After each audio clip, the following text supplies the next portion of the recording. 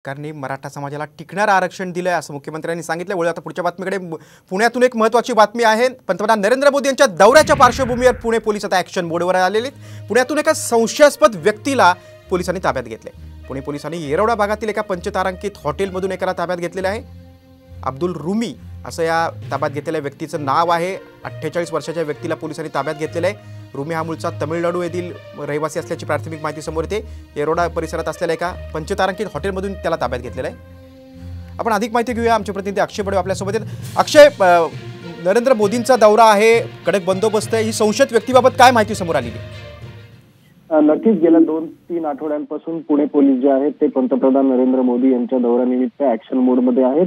अनेक हॉटेल असतील, लॉज असतील किंवा ज्या पब्लिक प्लेसेस असतील त्या ठिकाणी पोलिसांचं विशेष लक्ष आहे। आणि कालच अब्दुल्ला रुमी असं एका संशयित व्यक्तीला पुणे पोलिसांनी येरवड्यामध्ये असलेल्या एका 5 स्टार हॉटेलमधून ताब्यात घेतलेलं आहे। आणि या रुमी जो आहे तो मूळचा तमिळनाडूचा असून त्याच्या जवळपास त्याच्याकडे 4 ते 5 आधार कार्ड जे बनावट असल्याचं पोलिसांना निष्पन्न झाले आणि त्याच्यावर आता गुन्हा दाखल केलेला आहे।